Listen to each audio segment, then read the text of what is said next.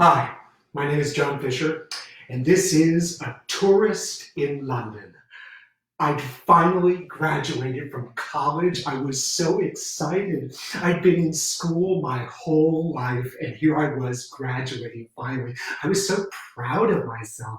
It was a great experience going to my college graduation. There I was, finally getting my diploma in this huge auditorium.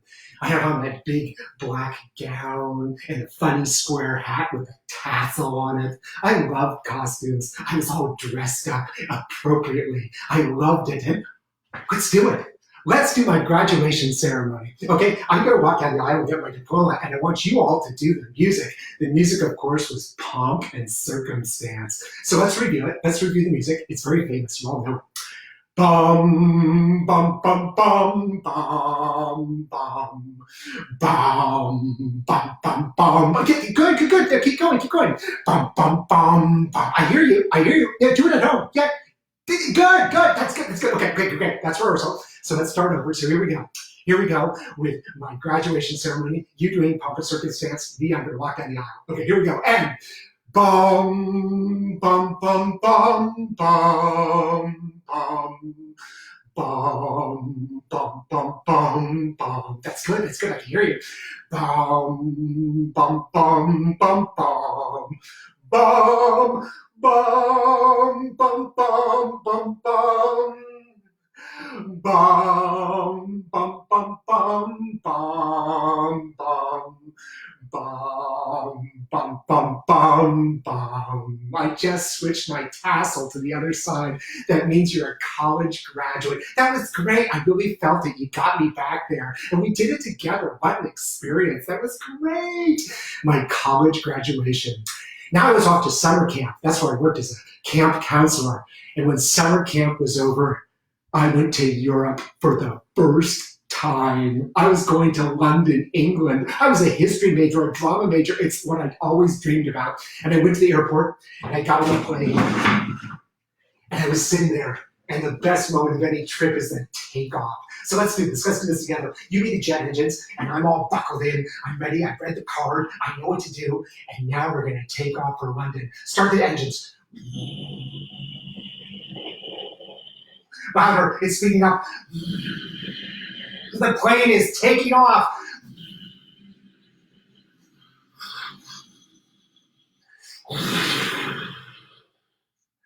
That was great. You got me into the air, headed for London. London, England. Yes, I was going to London. I was following a girl to London. That sounded a little strange, didn't it? Like I just said I was following a girl, like I had a girlfriend, I was following her to London. I mean, that sounded a little bit strange, right? Yeah.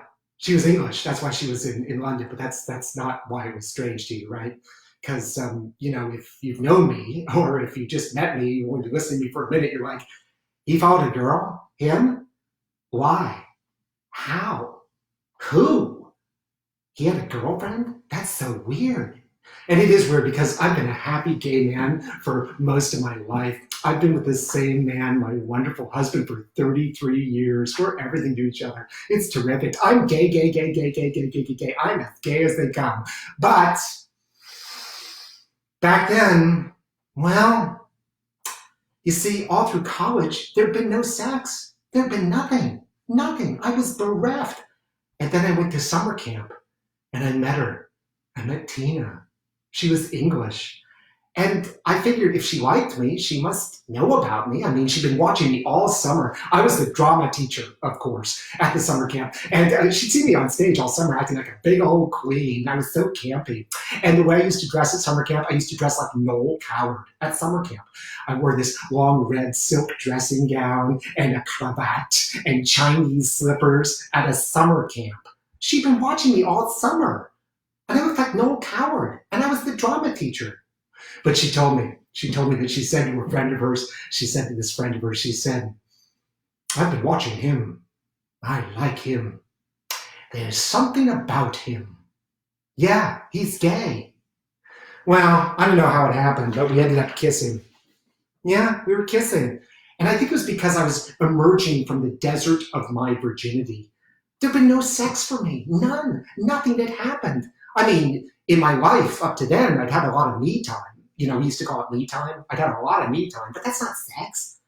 And when I was in high school, I was always hearing about sex. Everybody was always talking about sex, but I never saw it. I was always looking for it. I was like always looking everywhere for sex. Everybody look for sex. Look in your own apartment, your own house. Look for sex.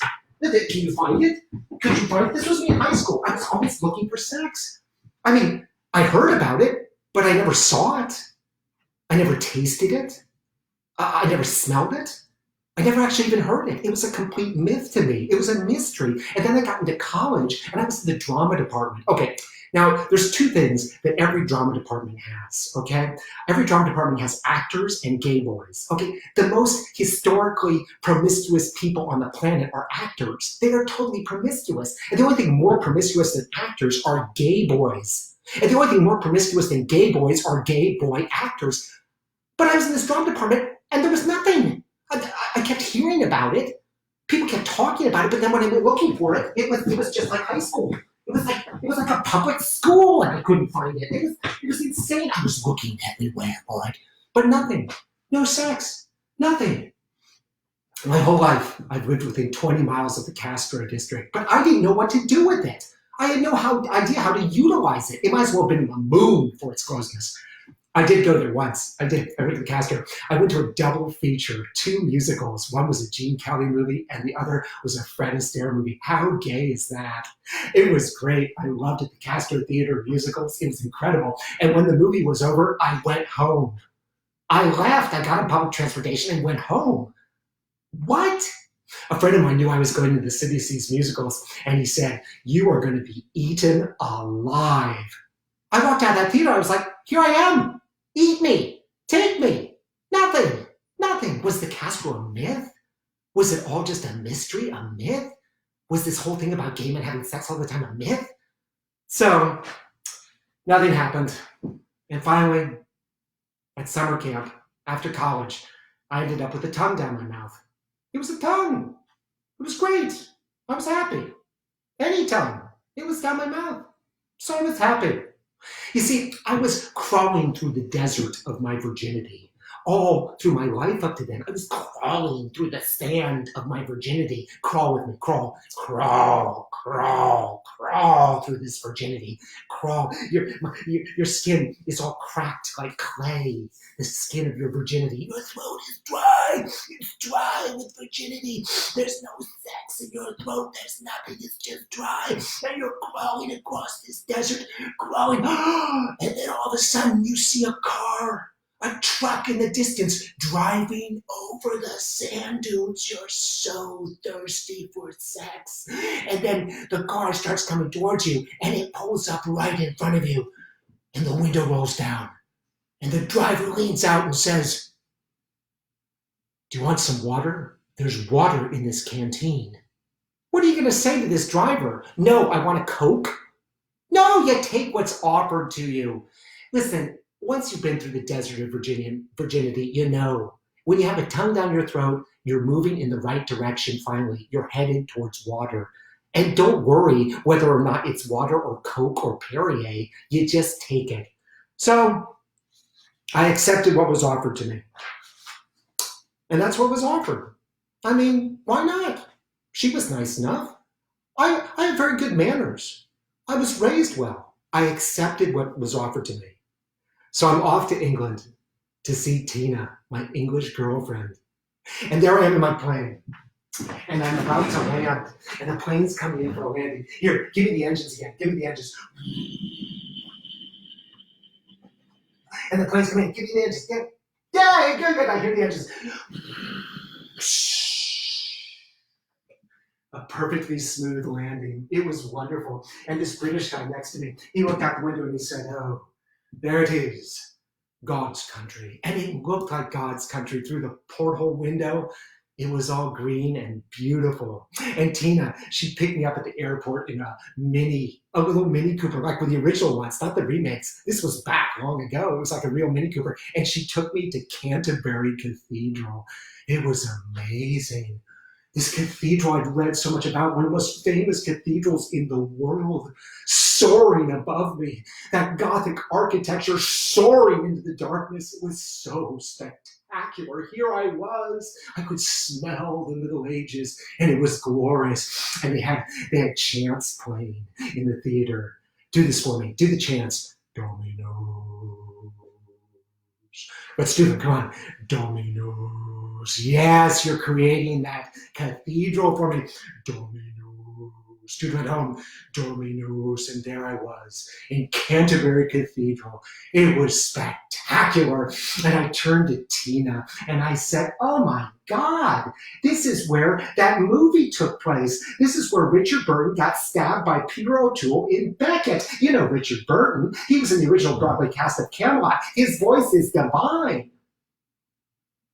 Well, obviously, I didn't have much to offer Tina in the straight boy department. I mean, she didn't want to hear about this. Musicals? But we were intimate. No, we weren't. We were very intimate.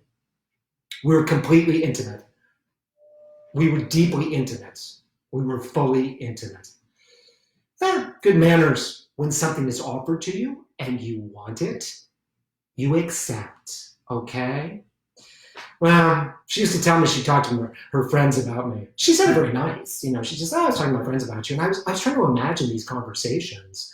What she would say to them, oh, he's so clever. Tina, he's a drama teacher. And he dresses wonderfully. Tina, he dresses like no coward. And he's got such wonderful hands. Tina, he's a queen. He should be wearing a crown. Well, we did have many great experiences together, though, touring England. And the best was my introduction to London theater. I went to the London theater for the first time. It was incredible. It wasn't like New York. I mean, New York was great, but this was wonderful because it was cheap. The tickets to London theater were so cheap, and there were stars in every production, and they were so great, and it was easy to get seats. And the first production I saw was Anton Chekhov's The Seagull. I couldn't believe that I got into this thing. And it wasn't sold out. And the seats were easy to buy and they were cheap. And it starred Vanessa Redgrave and Jonathan Pryce and Vanessa Redgrave's daughter, Natasha Richardson. What a cast!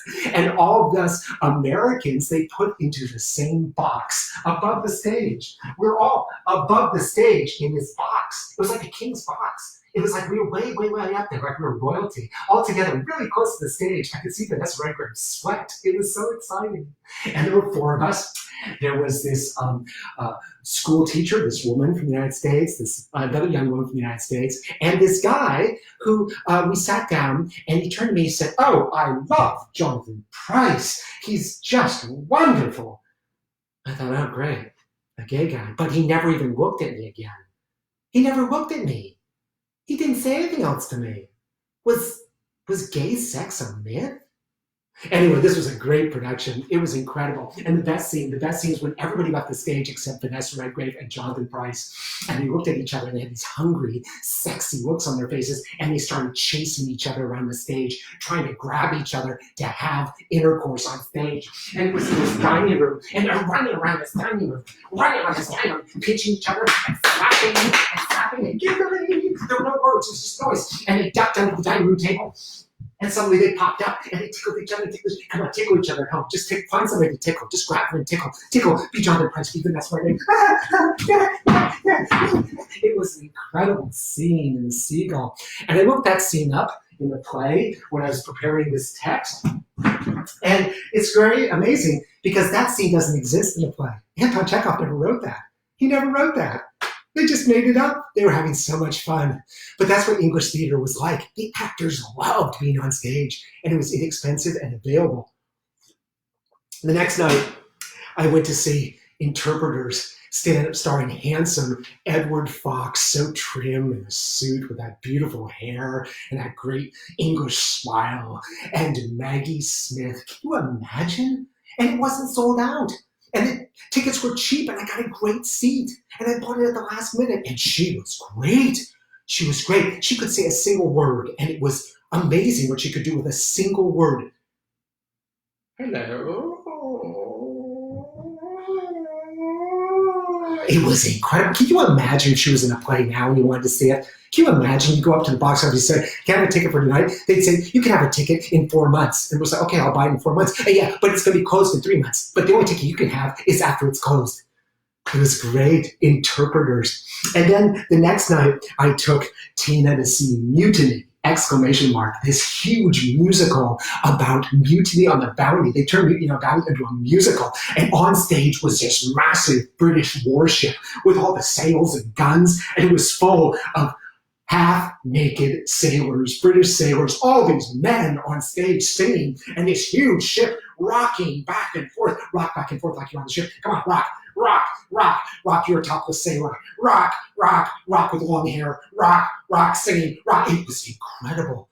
It was my introduction to the British musical spectacle. I couldn't believe it. I was watching the show like this for 2.5 hours. I said, this. I don't think Tina saw any of it. I think this is what she was doing. She was looking at me.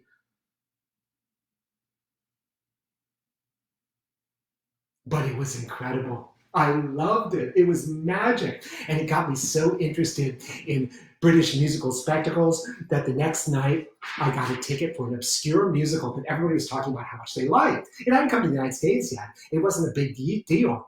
But everyone was talking about it. But I went to the half-price ticket booth and got a ticket for that night. It wasn't even hard to get. And half price in England is like nothing. The tickets are so cheap to begin with. It was not. It was like half price is like they pay you to go to the show. So I went out to the Royal Shakespeare Company and I sat in my seat. It wasn't sold out. I had a great seat, and I was watching this musical, and it was great. I never really heard of it. I just heard people in London talking about how much they liked it, and it was Les Miserables. Yeah, that one. It was amazing, starring Cole Wilkinson, the original. It was incredible. And I was watching this thing, and Fontaine came on, and she sang her song. And I hadn't looked at the program. I didn't know who she was. And I thought, oh, she's good. Yeah, she's got a good voice. Yeah, I like that character. I like her. Yeah. And I enjoyed her performance for 3.5 hours. It turned out it was Patti LuPone. I hadn't looked at the program. I had no idea. I was a Patti LuPone fanatic, and I had no idea. I was watching her. All I could come up with was, she's got a good voice. She's good. She's good. What was I thinking? I had a cassette of Evita. I played it so many times in my father's car, it started to scream. You know how cassettes got old and they got like angry that you kept playing them? So they would scream, don't cry for me, for I am ordinary. Stand back, but that's how much I loved Patti LuPone, and I had no idea I was watching her. It's crazy. I mean, if gay men had let me down in the sex department, I definitely let them down in the musical comedy department. Here's my advice to everybody. When you get to the theater, when you sit down, read the program, right? You've got it. Read it. I always tell everybody I saw Patti LuPone in Les Miserables. And I never let on that I had no idea it was her. She had a great wig. So it was time to talk to Tina. I felt like I had to talk to her, and I said to her, Tina, look, I have to say something to you. I just want you to know, I think I might be gay. And she looked at me and she said, I think you're right. Well, that was the end of that. And I went through a big change after that. I began to think of myself differently. Like, okay, this was good, but what am I really? And this change has gotten me thinking about a lot of changes that we're going through now. I look back now, not only on my straight sojourn, but I look back on how theater has changed. 20 years after that, I went back to London with my husband, Michael. Michael's the best. He's great. And we went to London theater, but it had totally changed. Everything was changed. Everything was sold out. It was expensive. You couldn't get tickets to anything anymore. It was so pricey. I went to get a ticket for A Curious Incident of the Dog in the Nighttime. Yeah, this was fairly recently. And I went up to the box office and I said, can I have a ticket for tonight? And he said, there's no tickets for tonight. The next ticket available is for April. April? It was November. And it costs £200. £200? It's incredible. I did get a ticket to see Ralph Fiennes as Richard II. It was standing room for £40. It was incredible. And there was only one star on stage. I was used to 2, 3, dozens. Stars I didn't even know were on stage, and suddenly I find out later were on stage. That's what I was used to. You get 1 star for 40 pounds and you have to stand. It was so weird. Talking about Richard II brings up Shakespeare.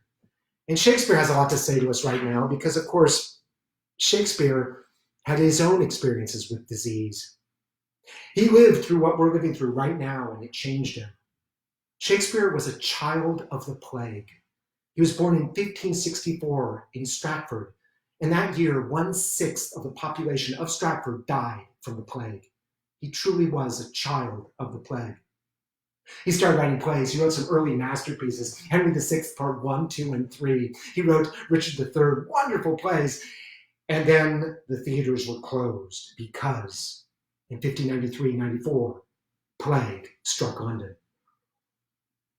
Again, his career was just going, and he had to stop playwriting because the theaters were closed. He was out of a job. He decided to diversify, so he started to write poetry. He wrote epic poetry, Venus and Adonis, the Rape of Lucrece, and he dedicated these poems to the Earl of Southampton. These beautiful dedications talking about his love of the Earl, and it is a likely determination that the Earl of Southampton was Shakespeare's lover.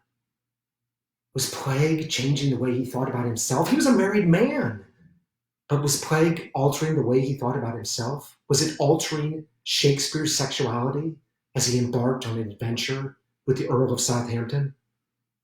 So the plague was going to have to diversify his output because the theaters were closed. He would be a poet. That's what he decided. Well, fortunately, the plague passed, at least for then, and the theaters reopened, and he wrote his great tragedies, King Lear, Hamlet, the Scottish play, Othello, masterpieces, but then plague struck again in 1608 and 09. And the theaters closed once again. And this time, Shakespeare was thrown. He was thrown. He shifts from writing his great tragedies to eventually writing his romances. But in the plague period, was there an illness? Was there a breakdown? Did he get sick himself? Did he have a mental breakdown? The plays written during the plague are very strange. Pericles, Timon of Athens, strange structurally, strange in subject, strange in manner, very bizarre. And he also went from being a great secular philosopher, which is what he was in the great tragedies, to being a Christian philosopher, which is what he became after the plague in the romances. In Cymbeline, written during the plague, was it an experiment? It is bizarre, the structure of it, very weird. Was he having a nervous breakdown? There's an incredible scene in this play where Iachimo enters Imogen's bedroom, and she's laying there. She's asleep. She doesn't know he's in the bedroom. He's not supposed to be in the bedroom. And he looks at her, and he says, "The crickets sing, and man's o'er-labored sense repairs itself by rest. How Tarquin thus did softly press the rushes, ere he wakened the chastity he wounded. Cytherea." He's talking about Tarquin, the raper of Lucrece, the poem that Shakespeare had written before. He's in this woman's bedroom at night talking about rape. This is madness, the weirdness of these plays written during the plague. Well, fortunately, the plague passed, the theaters reopened, and Shakespeare had a kind of recovery in the grace of the late romances, The Winter's Tale and The Tempest, masterpieces, but very different plays from what had preceded the closure of the theaters and the Great Plague of 1608-09. Many things have shut down theaters, not just plague. Oliver Cromwell, the great Puritan, not that long after Shakespeare's time, with his protectorate, shut down the theaters in 1642. He beheaded the king. And now he was in charge and he shut down the theaters. He thought that theaters represented pointless enjoyment. They were sinful. He disapproved, so he shut them down. The ancient Greeks lost their theater. It dwindled. It degenerated through lack of interest. Same with the ancient Romans. The Romans lost their theater too, lack of interest. Or was it lack of interest? Or perhaps it was destroyed by St. Augustine, who wrote in The City of God in the 5th century that the theater is a plague. It's not something that's impacted by plagues. It is a plague itself. St. Augustine said, it is vile, it is sinful, it is corrupting. Plato, the great Greek philosopher Plato, had said the same thing 1,000 years before in response to the great Greek tragedies. Theater idolizes bad behavior, he said. It encourages it. He didn't like the tragedies. He thought they were evil. And even when it hasn't been destroyed by disaster, as it might have been by St. Augustine, as Plato might have destroyed the Greek theater, even when it hasn't been destroyed by disaster, it's been altered by it massively. In this country, World War II was a massive world disaster, massive, but also completely altered theater as we know it. Before World War II, we had the plays of Lillian Hellman, Thornton Wilder. But after World War II comes a new, harsh realism. We get the plays of Tennessee Williams and Arthur Miller. In Williams' plays, there's castration, there's cannibalism, there's rampant sex and abuse. In Arthur Miller's plays, witches are destroyed. People are killed by other people for the crime, the suspicion of witchery. We also get the integrated musical after World War II, most beautifully realized in the musicals of Rodgers and Hammerstein. Now, Richard Rodgers had written musicals before the war, but they're always pretty, they're always fun, they're always gay, too. I mean, they weren't gay. They were just, gay happy, fun, But they were very frivolous. Hammerstein had written musicals before World War II, too. He had written socially aware musicals. He wanted to change things in America, but the songs didn't really help the story much. They were just sort of frivolous diversions. But after World War II, the two of them come together, and their musicals are masterpieces, not just because of the music and the lyrics and the stories, which are wonderful, but the stories become deeply tragic. They become deeply critical of American mores. These are tough musicals. Oklahoma, Carousel, South Pacific. They bring to mind the great diatribes of the Greeks, the tests of culture in a musical. They believed in the ability of musicals.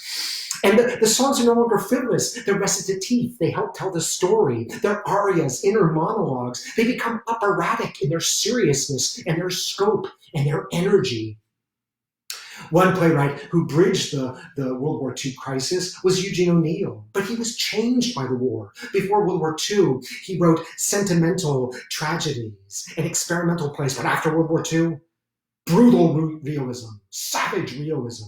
His masterpieces, written in the post-war period, Iceman Cometh and Long Day's Journey into Night, are almost cruel in their dissection of human weakness. And long. Plays become very long, extremely long, and audiences love this stuff. They love the violence, the drunkenness, the sex. They've been delivered from war, so they want it all. The post-war masterpiece of American theater, Edward Albee's Who's Afraid of Virginia Woolf, is an orgy of masochism, booze, and bad behavior, and people love it. It keeps getting revived. They love it. But where will this all take us? Where are we going with all this? It's all so expensive, theater. There's no more standing room. You can't stand at plays. Most plays and musicals, you can't get a standing room ticket anymore. You can't do second acting. I used to go to second acts. I'd sneak in at intermission. Nobody cared. And I watched the second act of a show. You can't do that anymore because there's so much security. It's prevented. They don't want to lose the revenue. And ticket prices are almost cruel now. It's almost torture paying the high price of tickets for shows, Broadway shows. All shows are so expensive. And do people really want to sit in a packed theater anymore? Do they? Do we want to do that this week? Do we want to do it next week? Sit in a packed theater, surrounded by people, surrounded by a hit show in a packed theater with a ticket that we paid a lot of money for. Is that really what we want? Some plays now are 7 hours long. Do we really want to be surrounded by disease for 7 hours? How great that as a culture we can sit through 7 hours of theater. That's wonderful, but do we want to do that anymore? Maybe this is a self-correction. Maybe this plague is correcting what theater is. And how will it come back? When it came back after Oliver Cromwell in 1660, it was unrecognizable. The Restoration Theater wasn't anything like the theater that he'd shut down in 1642. There was no more Shakespeare. There were no more boys playing actresses. Now women played the actresses. Wonderful. But not many people wanted to attend. Only 2 theaters were licensed to reopen by Charles II after the Restoration when the theaters came back. So what will our theater look like? How will it come back? Maybe it'll be cheaper. Maybe there'll be no scenery to save money. Maybe there'll just be actors on the stage like Shakespeare's theater, just actors in the open air. Maybe they'll come back in some bizarre form. Maybe they'll come back as animals performing, just animals doing tricks. Maybe the boys in dresses will come back. Maybe they'll be the actors sitting on stage watching the audience for 2 hours. We don't know. And where are we right now? Where are we right now in this moment where we can't go out? We can't go to theaters. We are in the nightmare of the great French literary critic Jean Baudrillard, who in his essay, The Ecstasy of Communication, he talked about all of us watching on our screens. We don't go out anymore. We just watch on our screens. He wrote this 30 years ago, but we're all just watching on our screens. We don't even go to plays. Plays are already a simulation of reality. We don't even want to watch a simulation of reality. We just want to watch it remotely. We don't want to be with it. Why? Because it's safe. Baudrillard said it's safe for us because we can turn it off if we get scared, if we get frightened, if it displeases us, we just click it off. St. Augustine thought that theater itself was the plague. He said that it is a plague. It is a plague, this theater. But is that bad? Is it bad that theater is a plague? The great French theatrical theoretician Antonin Artaud said that theater should be a plague. It should be a plague. That's good. The plague should be theater's inspiration. In his great essay, The Theater and the Plague, he says, theater is like the plague because it causes our masks to fall, exposes our darkest impulses, and if they are indeed dark, that is humanity's fault, not the theater's. He wanted to hold a mirror up to nature, like Shakespeare, like Aristotle, a mirror to nature. And if what was in that mirror was ugly, don't blame the mirror, don't blame theater, blame society, blame the world, and change it somehow. And isn't that Shakespeare's theater? Isn't that his theater? This man of the plague, writing through the plagues, writing always through the plagues. Yes, Shakespeare agrees with Artaud. Shakespeare had a great belief in unspeakable acts on stage, outrageous acts, plague-like acts, uncontrollable acts. The Scottish king's murderous lust for power, Iago's murderous lust for revenge, Othello's murderous jealousy, Lear's rage, his insanity, his screaming at the storm. It doesn't make any sense. It's irrational. It's plague-like. And they remain, all of these characters, above the law, beyond control, like the plague. At the end of Othello, everyone is dead. Everyone except Iago, the villain. He's the only one alive. And do we really think he's going to jail? They take him off to jail. Don't we think he's going to get away and get his revenge on anybody else that he didn't kill? A whole new batch of characters? What is Shakespeare saying? Iago survives. Hamlet, guided in his acts by a ghost, a specter, a guide to insanity, kills everyone on stage. And then he unseats the government that runs his country. He destroys his country. It's passion, it's madness, it's insanity triumphant. And what if Hamlet's wrong? What if he's just crazy? What if the ghost was just in his head? What has he done? Isn't that a possibility? That's not what Shakespeare was saying. Hamlet has gotten his own mother killed, the ultimate transgression. He's destroyed the world because what? A ghost? Artaud wanted theater to be like the plague, where psychic communication spreads out from the theater event and changes society for the good.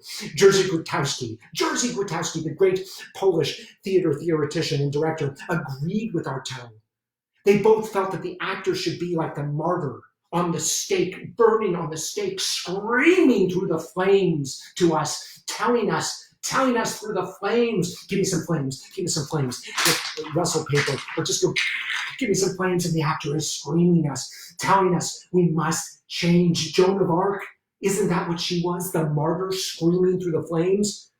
People should merge, Artaud said. People should emerge from the theater and from the theatrical experience either dead or changed, purged, catharsis, like Aristotle, but not passive catharsis, active change the world. Theater should be like a raid on a brothel, Artaud said. Insane, confused, scary. And this begins to tie in with gay theater, because gay theater had AIDS theater. It promulgated AIDS theater. It created AIDS theater as a response to disease. It became the theater of disease.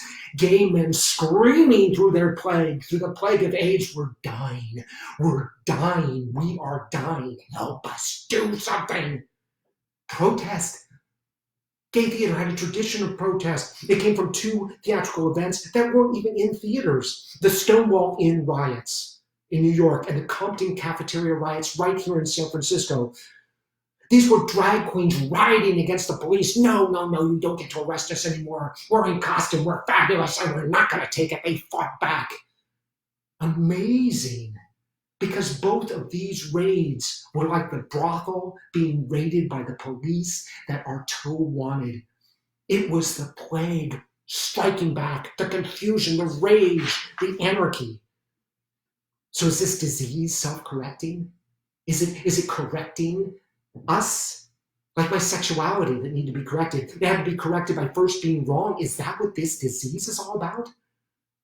And maybe people won't want theater anymore. Maybe they won't want it. I don't mean it, but I mean the terrifying experience, the horrifying experience, and actually sitting there in the midst of the plague watching it. Is that just too intense? The fear that must engender? Maybe people just won't want it anymore. I think not. I think that can't be true. I don't want it to be true. I want them to want it. But on Monday, China reopened 500 plus theaters. They were open to audiences, movie theaters, come back in and enjoy something as a community, but very few people attended. Is plague the answer? On stage, in the audience, on the street? Is that the only way we're going to remind ourselves that we're alive? I think not. It can't be that. But how will we change? We will change, but how? We will change or just stop. And is it even our choice? Ask Artaud. Ask Shakespeare.